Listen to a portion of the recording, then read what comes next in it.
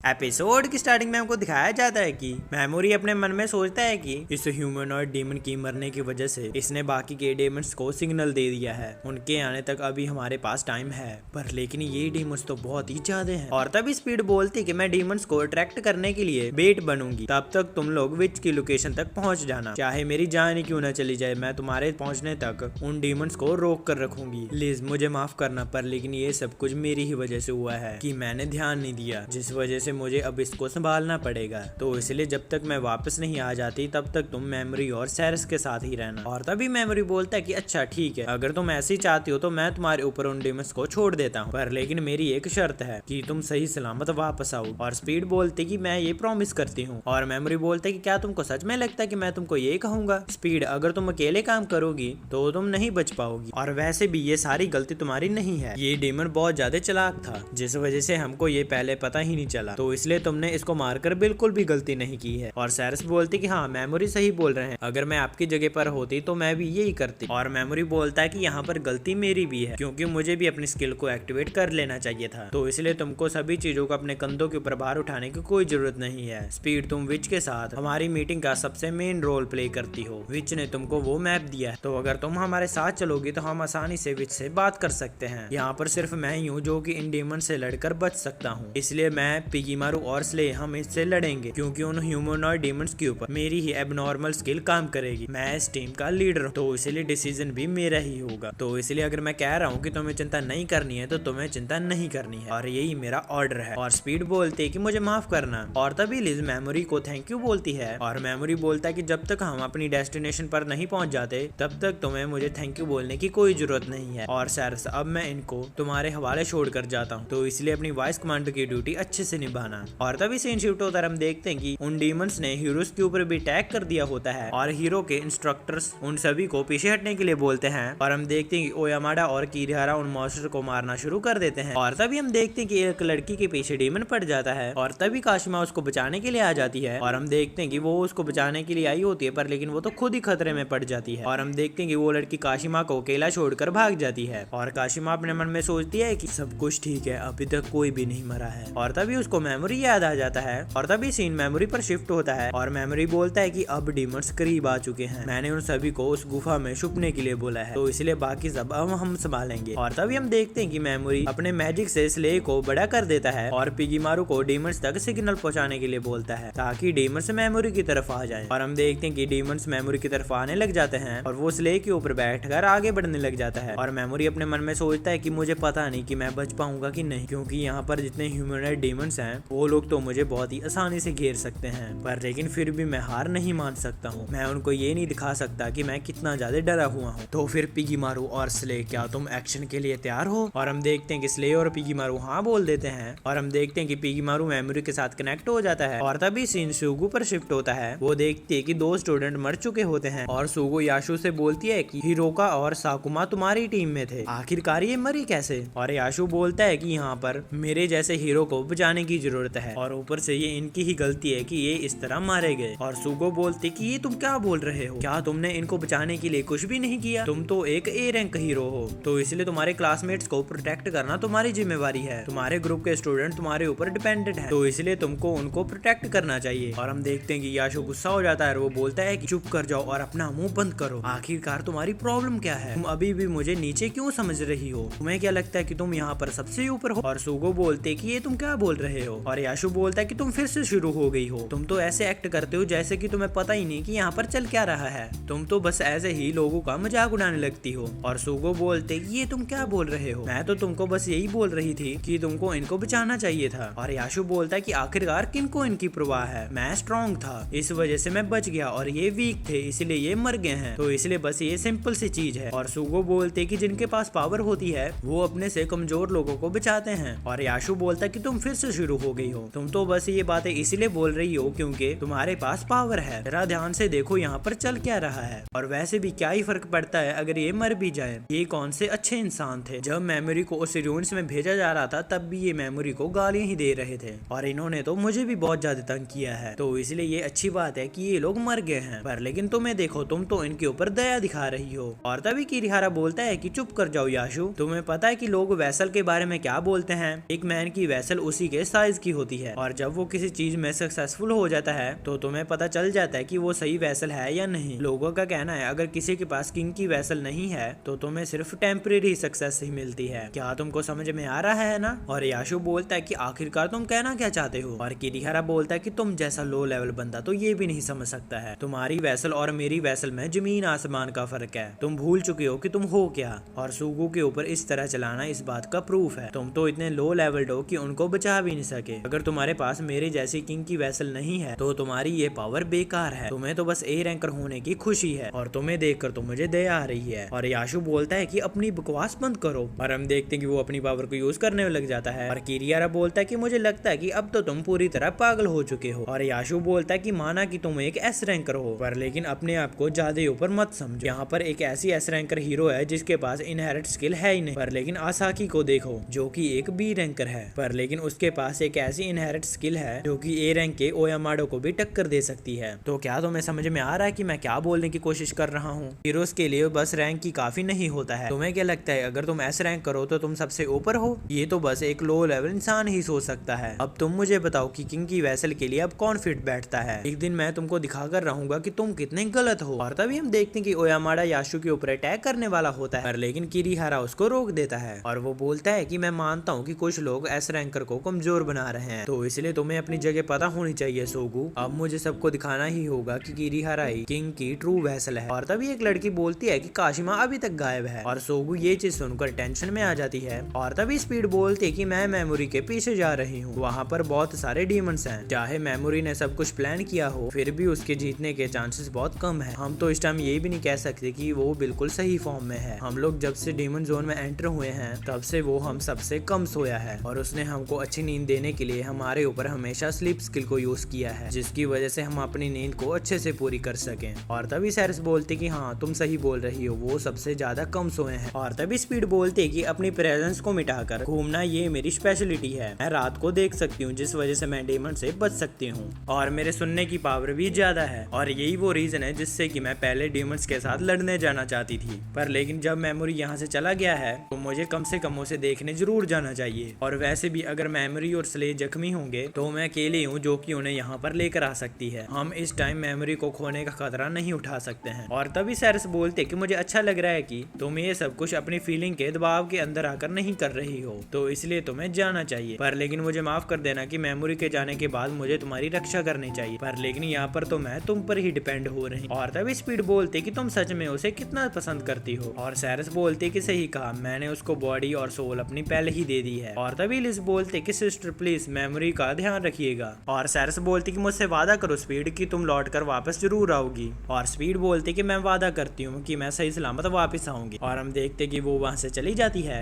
और तभी scene memory का आता है। हम देखते हैं कि मेमोरी पीकीमारू की मदद से उनके ऊपर बर्जक स्किल को एक्टिवेट कर रहा होता है जिससे कि वो मॉन्स्टर आपस में ही लड़ना शुरू कर देते हैं। और मेमोरी अपने मन में सोचता है कि ये लोग बस थोड़े टाइम के लिए ही कंफ्यूज हुए हैं पर लेकिन ये बहुत जल्दी ही फिर मेरे पीछे पड़ जाएंगे तो इसलिए अगर मुझे जिंदा रहना है तो मुझे इनको पूरी तरह से मारना होगा। और तभी हम देखते हैं कि मेमोरी उनको पैरालाइज कर देता है और अपने मन में सोचता है कि मैं अपने इस सरप्राइज अटैक से उन्हें सिर्फ कुछ टाइम के लिए ही रोक सकता हूँ। मुझे सबसे पहले इस ह्यूमनॉइड डीमंस को संभालना होगा क्योंकि ये सबसे ज्यादा ही खतरनाक है। और हम देखते हैं कि मेमोरी उन सबसे बचकर आगे बढ़ रहा होता है। और तभी हम देखते हैं कि वहाँ पर बारिश शुरू हो जाती है जिससे कि मेमोरी को ना ही कुछ अच्छे से सुनाई दे रहा होता है और ना ही कुछ दिखाई दे रहा होता है। और तभी मेमोरी देखता है कि पीकीमारू के साथ कनेक्ट होने की वजह से मेमोरी का मैजिक बहुत जल्दी जा रहा होता है। और वो अपने मन में सोचता है कि अगर मैं ऐसे ही मैजिक को यूज करता रहूंगा तो मैं 10 मिनट से ज्यादा नहीं टिक पाऊंगा। तो अगर उसको बाकी डेमन के साथ लड़ना है तो उसको लेवल अप करना ही होगा। हाँ, ह्यूमनॉइड डेमंस के पास सबसे ज्यादा एक्सपी मिलती है। अगर मैं उनको मारता रहूंगा तो मैं बार बार लेवल अप कर सकता हूँ पर लेकिन इसमें बहुत ज्यादा खतरा है। और वैसे भी अगर मुझे उनसे एक्सपी चाहिए तो मुझे उनके करीब रहना होगा। इसका मतलब ये है कि मुझे वहाँ पर वापस जाना होगा जहाँ पर मैंने मॉन्स्टर्स को रोक कर रखा था। और तभी हम देखते हैं कि मेमोरी वहाँ पर जाना ही शुरू कर देता है और रास्ते में आने वाले डीमंस के ऊपर पैरालाइज स्किल को एक्टिवेट कर रहा होता है। और हम देखते हैं कि मेमोरी का मैजिक खत्म होने वाला होता है। तभी वो उसी मॉन्स्टर के पास पहुंच जाता है जहाँ पर उसने पहले मॉन्स्टर को मारा था और उस मॉन्स्टर के ऊपर बर्जक स्किल को यूज कर देता है जिससे कि वो मॉन्स्टर मर जाता है और मेमोरी की मैजिक पावर वापस से बढ़ने लग जाती है। और मेमोरी अपने मन में सोचता है कि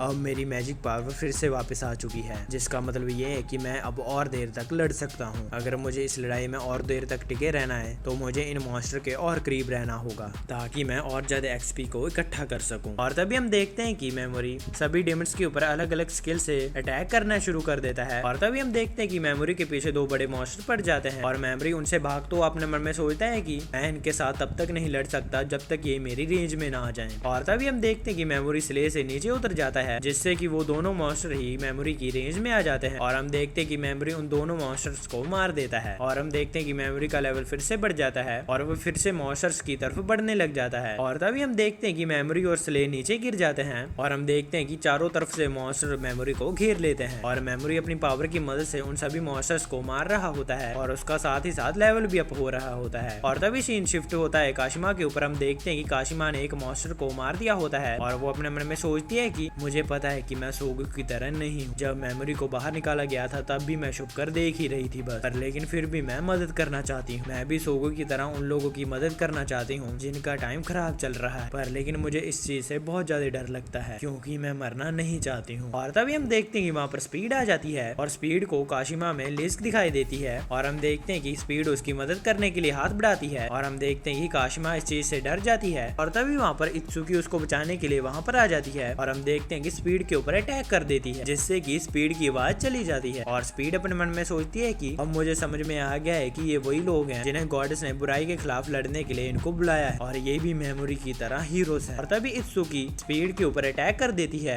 और इसी के साथ हमारा ये एपिसोड खत्म हो जाता है। गाइस अगर वीडियो पसंद आए तो वीडियो को लाइक और चैनल को सब्सक्राइब कर जरूर जाना और वीडियो के नीचे कमेंट भी कर देना कि आपको वीडियो कैसी लगी। अगर वीडियो नहीं पसंद आई है तो कमेंट में फीडबैक देते जाना ताकि मैं उसको फ्यूचर में इंप्रूव कर सकूं। वीडियो पसंद है तो वीडियो को लाइक और चैनल को सब्सक्राइब कर जरूर जाना। मैं जा रहा हूँ, आप भी अपना जरूर ध्यान रखना। मैं मिलता हूँ आपको नेक्स्ट वीडियो में। Thanks for watching.